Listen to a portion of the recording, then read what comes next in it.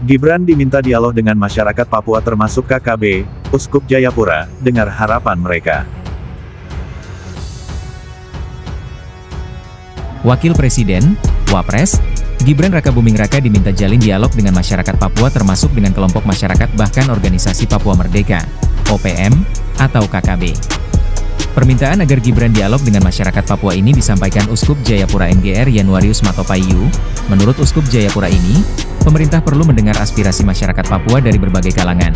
Uskup Jayapura NGR Yanuarius Matopayu menyampaikan hal ini setelah kabar Gibran ditugaskan Presiden RI Prabowo Subianto untuk menangani persoalan di Papua. Yanuarius meminta jika berkantor di Papua, Gibran bisa menjalin dialog dengan masyarakat, termasuk dengan kelompok yang berseberangan dengan pemerintah. Sabtu, 12 Juli 2025, Yanuarius dalam acara launching Pesparani ketiga tingkat Kota Jayapura dan pencanangan Sinode Keuskupan Jayapura di kantor Gubernur Papua mengatakan, satu hal yang tidak kalah penting adalah bagaimana berdialog dengan masyarakat. Bagaimana berdialog dengan kelompok-kelompok khusus. Uskup Jayapura tersebut menekankan, dialog penting dilakukan kendati tidak melulu mengikuti kemauan kelompok yang diajak bicara. Dialog disebutnya menjadi langkah penting untuk mengetahui aspirasi masyarakat dan mencari solusi untuk mengatasi permasalahan. Yanuarius mengatakan, masyarakat Papua pada umumnya ingin dihargai dan dihormati di tanah sendiri. Sehingga, pemerintah pusat semestinya mendengarkan keluh kesah dan harapan dari masyarakat Papua. Ketika Gibran diberikan tugas oleh Pak Prabowo untuk berkantor di Papua, tugas yang diberikan di sana adalah Gibran membangun percepatan pembangunan infrastruktur, pemberdayaan dan pembangunan ekonomi. Perhatiannya juga tidak terlepas kepada pendidikan, kesehatan, dan yang terakhir diberikan tugas untuk menyelesaikan pelanggaran hak asasi manusia. Yang saya garis bawahi di sini adalah Gibran diberikan tugas menyelesaikan pelanggaran hak asasi manusia yang terjadi di tanah Papua. Kita tahu bahwa di Papua ini banyak memori pasien, memori kelam yang sangat traumatis. Mulai sejak Soekarno memerintahkan Trikora di alun-alun Jakarta tahun tanggal 18 Desember 1961. Dalam menangani masalah Papua. Saya kira kalau Gus Dur dulu membentuk Kementerian Negara Urusan HAM dengan mengangkat Pak Hasbullah Saad sebagai menterinya, saya kira Pak Prabowo sudah tepat mengangkat menterinya ini orang asal Papua dan punya background aktivis HAM termasuk juga dan concern pemerintah dalam menangani Papua ini dalam beberapa hari terakhir ini sedang mendiskusikan untuk memberikan satu penugasan khusus dari Presiden kepada Wakil Presiden untuk percepatan pembangunan Papua.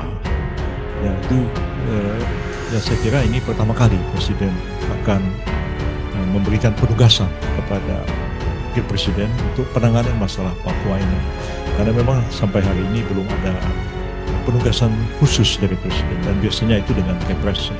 Kalau Pak Kiai Ma'ruf diberi tugas untuk pengembangan ekonomi syariah oleh Pak Jokowi dan sekarang ini akan diberikan penugasan dan bahkan mungkin ada juga kantornya Wakil Presiden untuk juga bekerja dari Papua menangani masalah ini. Dan saya pikir ini concern yang tentu tidak hanya spesifik pembangunan fisik tapi juga termasuklah penanganan masalah HAM dan bagaimana aparat keamanan kita menangani masalah Papua. Dan saya kira parameter HAM itu sudah harus kita lakukan dan kita tegakkan. Setahu saya dalam undang-undang Papua itu, Otsus Papua, ya, dulu ada namanya Badan Percepatan Pembangunan Papua.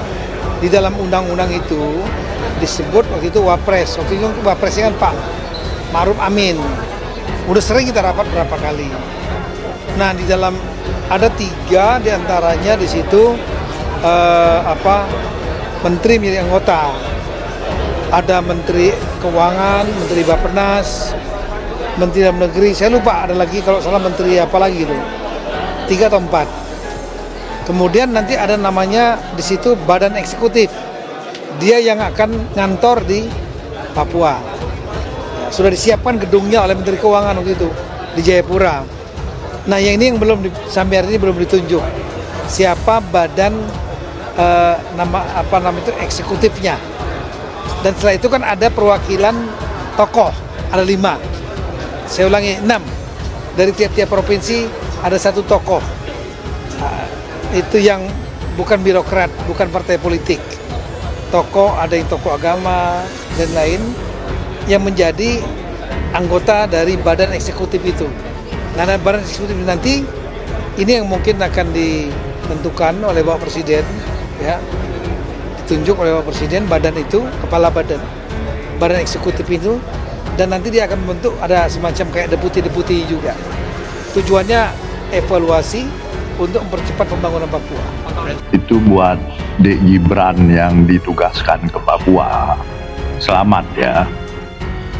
Terus jangan lupa nanti kalau tinggal di sana jangan jauh-jauh dari Kodam. Sebaiknya malah di dalam area Kodam gitu, ya. Di dalam area Kodam sehingga Anda selamat ya. Lihat aja tuh kemarin rumah bupati dibakar, 2 rumah bupati dibakar ya. Jadi kita pasti nggak menginginkan hal itu ya. Dan kalau Anda di sana ya sekali-sekali pakai OTK lah gitu ya, itu kearifan lokal ya. Bisa pesen yang panjang kok nanti ya. Kemudian ini adalah yang perlu Anda sadari, ini adalah usaha penyelamatan Anda gitu, biar nggak dilengsarkan gitu ya. Jadi ini anggap aja win-win solution. Jadi Anda jangan sering-sering ke sini, ke Jakarta. Kalau sering-sering ke sini nanti muncul lagi semangat untuk melengsarkan Anda. Jadi di sana aja udah ya. Kasih lihatlah kinerja Anda yang baik di sana ya. Ngapain lah di sana, bagi-bagi susu atau bagi-bagi skincare di sana. Ya, sehingga prestasi Anda terlihat itu ya. Lumayan loh buat ngumpul-ngumpul suara ya untuk 2029. Di sana penduduknya banyak, 6 juta. Lumayan kan 6 juta. Ya, gitu ya. Selamat ya, Dek. Wapres Gibran Rakabuming Raka ditunjuk untuk selesaikan masalah di Papua. Bisa nggak ya Gibran melaksanakan tugasnya dengan baik? Menurut saya kemungkinan besar beliau tidak mampu untuk mengatasi persoalan di tanah Papua. Kami mau seorang pemimpin yang mengerti inti dari permasalahan Papua. Masalah di Papua sangat rumit, sangat complicated. Jadi gini, masalah di Papua itu banyak. Konfliknya, menurut buku ini, berakar setidaknya dari 4 isu. Antara lain peminggiran dan diskriminasi terhadap masyarakat adat akibat pembangunan, konflik, dan migrasi, kegagalan pembangunan di sektor pendidikan, kesehatan, dan ekonomi, perbedaan pandangan identitas dan sejarah antara Papua dan Jakarta, serta kurangnya akuntabilitas atas kekerasan negara di masa lalu. Pada 2022, ayah Gibran sekaligus mantan Presiden, Joko Widodo, membentuk Badan Percepatan Pembangunan Otonomi Khusus (Otsus) lewat peraturan Presiden. Badan khusus itu diketuai oleh Wapres saat kursi Wakil Presiden masih dijabat Ma'ruf Amin. Sejauh ini, bagaimana sih rekam jejak Gibran tentang isu-isu Papua? Gibran pernah ngomongin tentang Papua itu pada kampanye Pilpres 2024 lalu. Tepatnya pada Januari, dia datang ke Jayapura dan ngomongin tentang pemerataan pembangunan. Namun sejak dilantik menjadi Wapres pada Oktober tahun lalu, Gibran belum pernah mengunjungi Papua.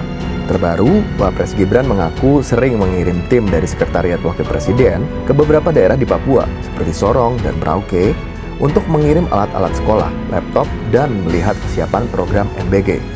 Wapres bilang begini, saya sebagai pembantu Presiden siap ditugaskan kemanapun, kapanpun. Dan ini kan melanjutkan kerja keras dari Pak Wapres Ma'ruf Amin. Dari dulu, indikator pembangunan di Papua selalu diukur dari cara pandang Jakarta, yakni peningkatan pertumbuhan ekonomi, kata peneliti BRIN. Untuk meraihnya, pemerintah pusat mengubah budaya masyarakat lokal yang dianggap terbelakang dan menghalangi pembangunan. Itu kan pandangan yang etnosentris, di mana ukuran pembangunan hanya dilihat dari segi material atau bahkan uang ya, indikatornya selalu uang, material, dan yang bisa dilihat dengan mata. Selain itu, masalah pelanggaran hak asasi manusia di Papua juga masih belum terselesaikan. Peristiwa Wamena. Pada akhir masa kepemimpinannya, Joko Widodo mengutarakan permintaan maaf atas pelanggaran HAM masa lalu, 2 diantaranya terjadi di Papua. Tapi pada saat bersamaan, data Tapol, organisasi HAM yang aktif mengawal isu Papua, menunjukkan selama Jokowi menjabat pada 2019 sampai 2023, ada lebih dari 300 orang Papua yang ditangkap dengan tuduhan makar. Lalu bagaimana pendekatan yang dilakukan oleh pemerintahan Prabowo Gibran untuk Papua? Prabowo terkesan ini ya, memang dia anti demokratik ya. Dia akan melanjutkan kolonialisme yang berbasis pada ekstraksi sumber daya alam. Prabowo dengan dalih kepentingan nasional, ketahanan pangan, itu sebenarnya dalih saja. Intinya dia melakukan eksploitasi sebesar-besarnya. Dia tanpa malu-malu menggunakan pendekatan nasionalisme yang berbasis pada militer. Jadi apa yang bisa dilakukan Gibran untuk menyelesaikan masalah di Papua? Kalau kata pakar, bisa dimulai dengan dialog. Negosiasi itu yang mendengar apa sih keberatannya, apa sih persoalannya, kenapa sih negara melakukan ini, kenapa sih orang Papua selalu menolak. Itu kan hanya muncul kalau kita berdialog. Kalau enggak bagaimana? Pemerintah tidak pernah lakukan itu. Kita dengar dulu suara rakyat Papua, bagaimana pendapat mereka soal penugasan Gibran untuk menyelesaikan masalah di Papua. Pertanyaan saya cuma satu, pendekatan seperti apa yang akan Bapak lakukan? Karena tidak menjamin ketika Bapak datang kunjungan ke Papua, itu bahkan tidak akan menyelesaikan masalah di Papua kalau Bapak masih melakukan pendekatan-pendekatan yang sudah pernah ada. Kembali kita kulas, menggali tentang Undang-Undang Otonomi Khusus itu sendiri. Karena otonomi khusus itu diberikan untuk kami orang Papua, untuk bagaimana mensejahterakan kami orang Papua. Tetapi nyata implementasi daripada Undang-Undang Otsus dari tahun 2001 sampai hari ini yang diberikan, kami masyarakat Papua pada umumnya belum merasakan. Saya rasa bukan hanya tentang pembangunan, tetapi lebih ke bagaimana dan apa mau orang Papua. Makanya setiap jabat dari Jakarta atau mungkin pemerintah pusat yang harus datang ke karena Papua ini harus mengerti apa mau orang Papua dan apa yang orang Papua inginkan. Sebenarnya di dalam ada Undang-Undang Otonomi Khusus Papua yang di situ secara eksplisit bahwa percepatan pembangunan Papua itu adalah dikoordinatori atau diketuai oleh Wakil Presiden.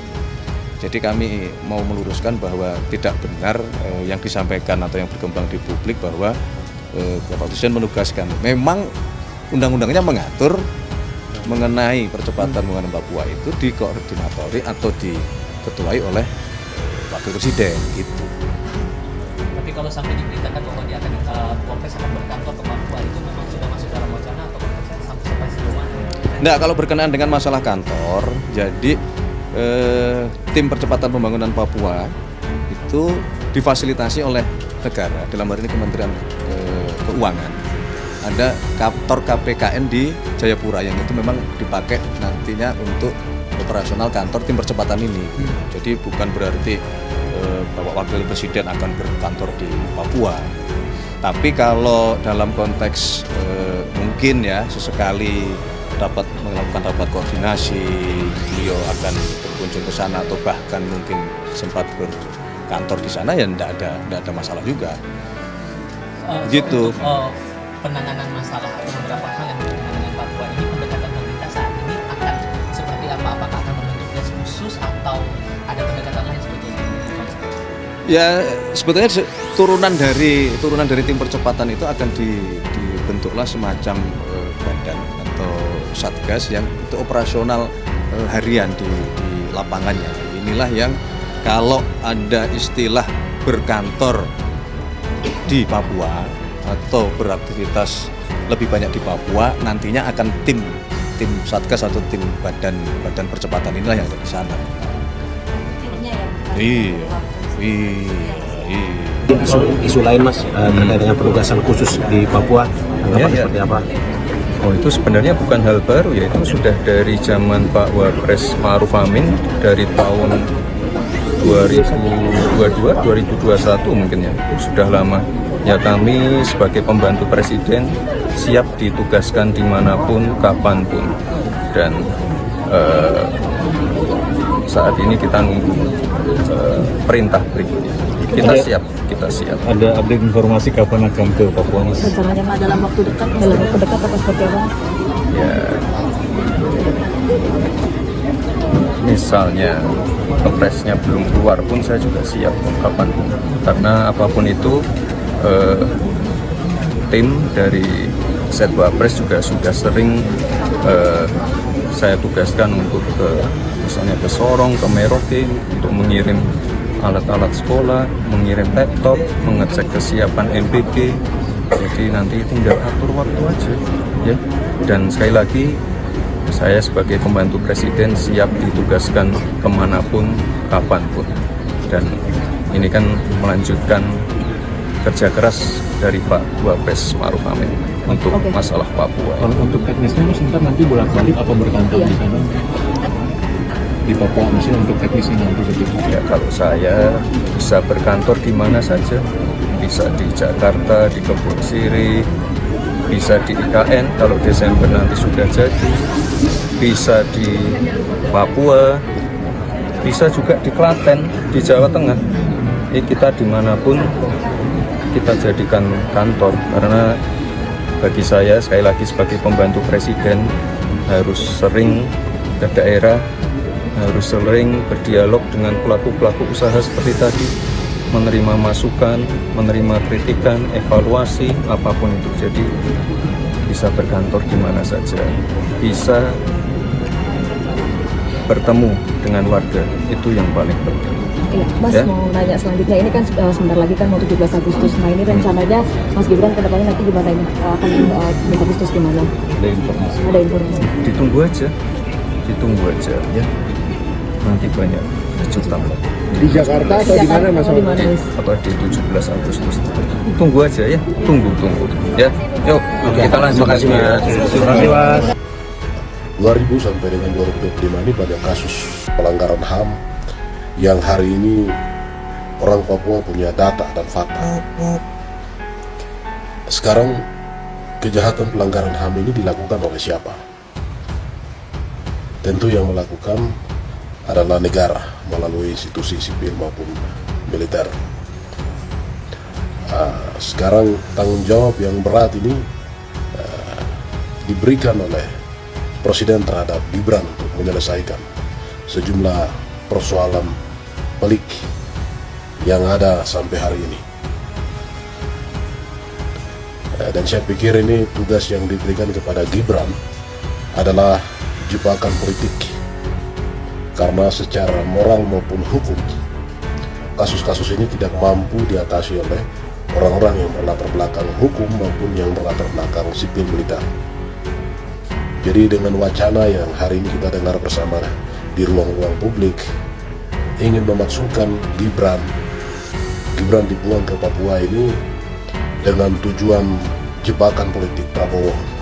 Dan Prabowo juga tidak menyadari bahwa dia sedang digiring oleh kelompok-kelompok purnawirawan ini. Karena Gibran dengan Prabowo itu satu seperangkat yang tidak bisa dipisahkan. Ketika Gibran dimaksudkan, maka Prabowo pun akan dimaksudkan. Jadi ini pengkudetaan secara masif yang dilakukan oleh oknum-oknum purnawirawan yang memberikan masukan kepada Prabowo untuk menyingkirkan Gibran dari istana.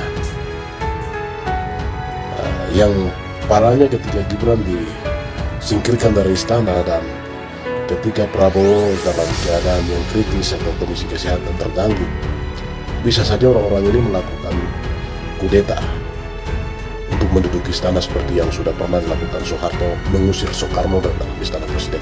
Karena hanya Gibran satu-satunya yang dipercayakan bisa mendamaikan KKB.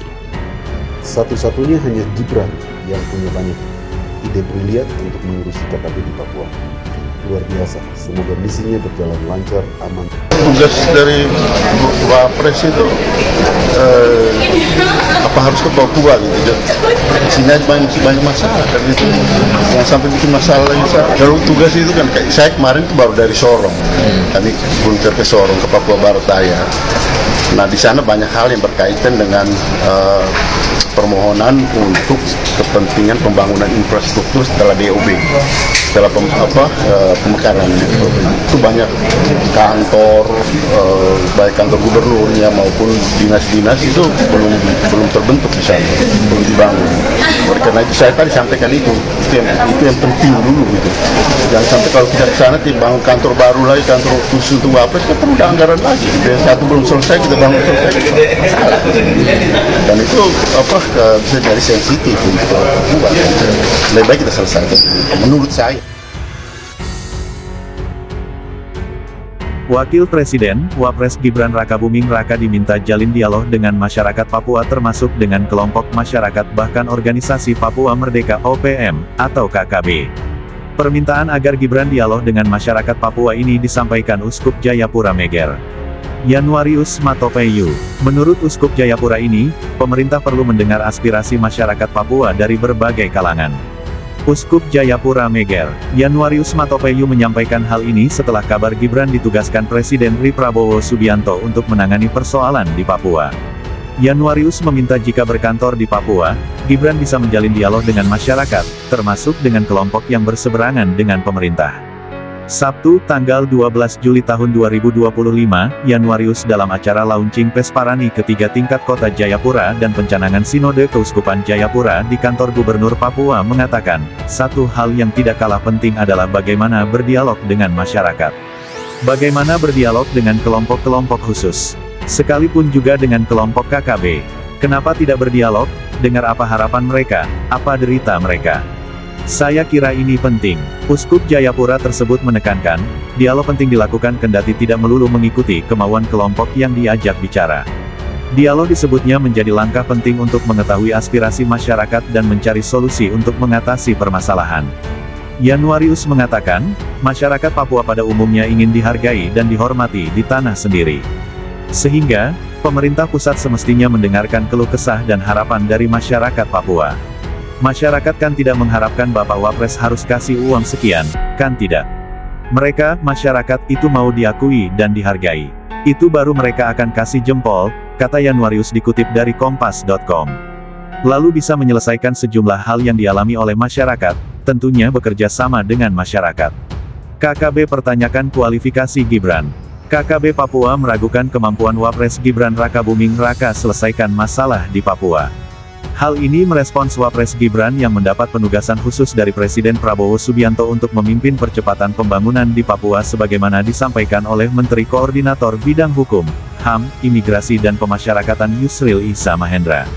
Tentara Pembebasan Nasional Papua Barat Organisasi Papua Merdeka atau TPNPB-OPM, yang disebut juga KKB Papua menanyakan kualifikasi Gibran Rakabuming Raka.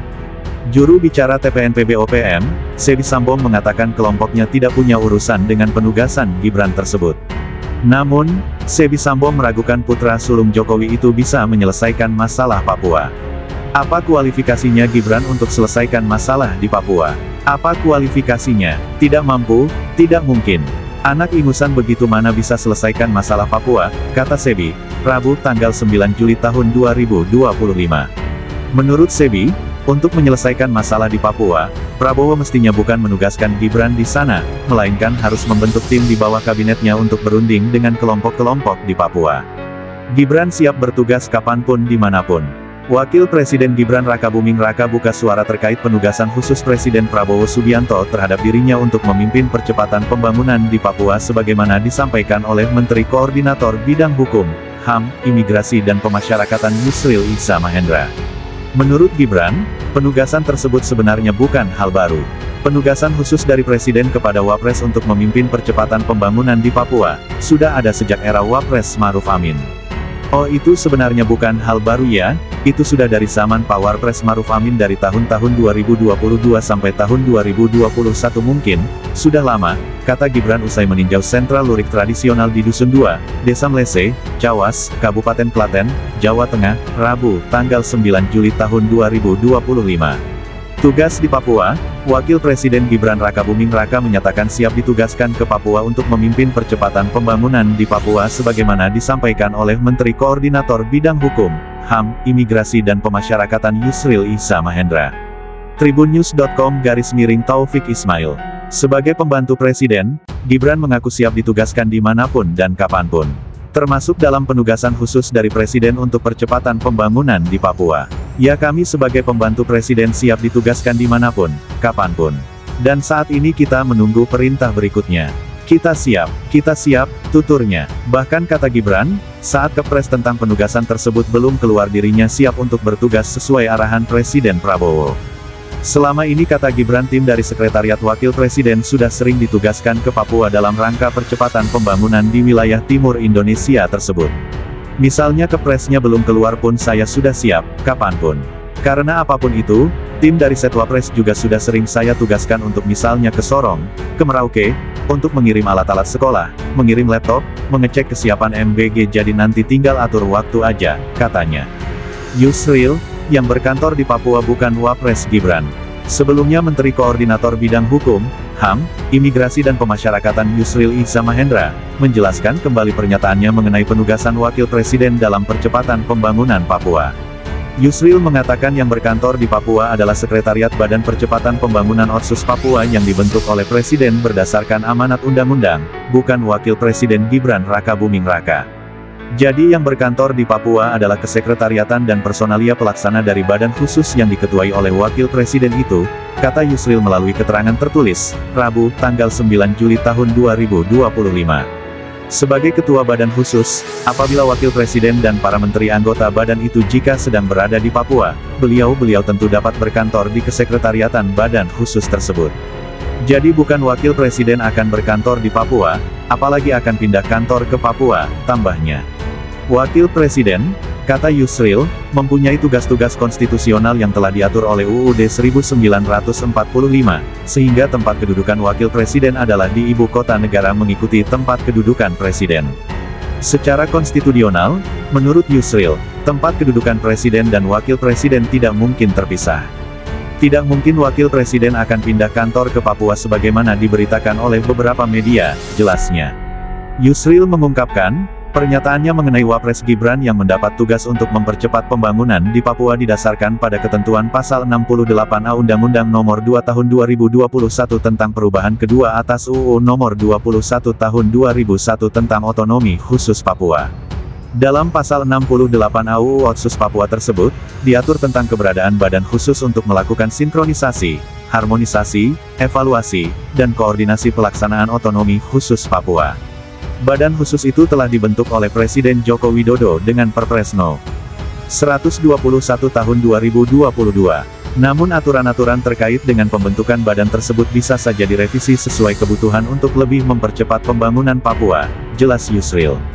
Badan Khusus Percepatan Pembangunan Otsus Papua itu diketuai oleh Wakil Presiden dan beranggotakan Menteri Dalam Negeri, Menteri PPN, Kepala Bappenas, Menteri Keuangan dan satu orang wakil dari tiap provinsi yang ada di Papua. Ketentuan lebih lanjut mengenai badan ini akan diatur dengan peraturan pemerintah. Untuk diketahui, Pasal 68 UU Nomor 2 Tahun 2021 tentang Otonomi Khusus Papua mengamanatkan pembentukan Badan Khusus Percepatan Pembangunan Papua untuk melakukan sinkronisasi, harmonisasi, evaluasi, dan koordinasi pelaksanaan Otsus Papua.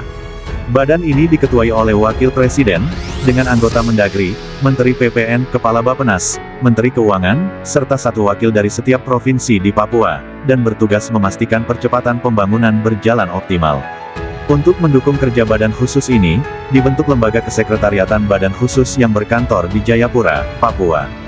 Keberadaan kantor di Jayapura ini berfungsi sebagai titik koordinasi dan pusat administrasi untuk memudahkan komunikasi pemerintah pusat dengan pemerintah daerah Papua dalam pelaksanaan program percepatan pembangunan. Diberitakan Kompas TV sebelumnya, Mensesnek Prasetyo Hadi telah mengklarifikasi soal isu Gibran ditugaskan ke Papua oleh Prabowo. Mensesnek menyebut tugas Wapres di Papua telah termaktub dalam Undang-Undang Otonomi Khusus Papua, bukan penugasan khusus. Prasetyo pun menyebut penugasan Wapres atau pejabat tertentu ke Papua tidak perlu dipersoalkan. Pasalnya, hal tersebut telah diatur dalam undang-undang. Jadi kami mau meluruskan bahwa tidak benar yang disampaikan atau yang berkembang di publik bahwa Pak Presiden menugaskan. Memang undang-undangnya mengatur mengenai percepatan pembangunan Papua itu dikoordinatori atau diketuai oleh Wakil Presiden, kata Prasetyo Hadi, Rabu, tanggal 9 Juli tahun